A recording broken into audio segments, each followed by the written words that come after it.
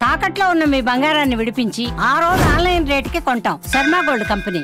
ఎన్నో ఆశలు, ఎన్నెన్నో ఆకాంక్షలతో వైవాహిక జీవితంలో అడుగుపెడుతున్న యువతులు అర్ధాంతరంగా జీవితాలను ముగించేస్తున్నారు.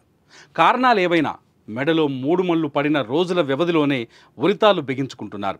పారాని ఆరకముందే పాడెక్కుతున్నారు.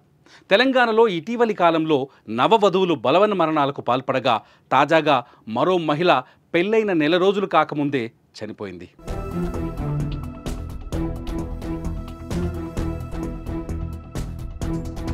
యాదాద్రి భువనగిరి జిల్లా భువనగిరి మండలం అనాజిపురానికి చెందిన జల్లా గాయత్రికి చౌటుప్పల్ పద్మశాలి కాలనీకి చెందిన సంతోష్తో మార్చి 16వ తేదీన వివాహమైంది.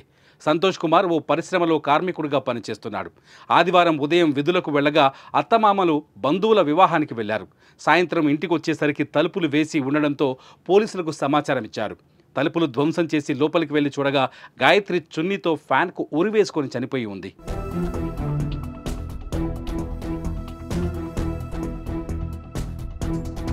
గాయత్రి చిన్న వయసులోనే తల్లిదండ్రులు మృతి చెందడంతో మేనమామ వద్దే పెరిగింది. అయితే పెళ్లైన 25 రోజులకే చనిపోవడంతో విషాద ఛాయలు అలుముకున్నాయి.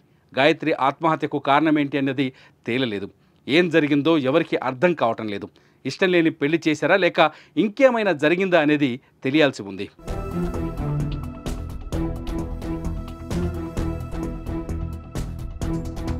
ఎక్కువగా పెళ్లైన రోజుల్లోనే ఇలా చనిపోవడానికి అనేక కారణాలున్నాయి.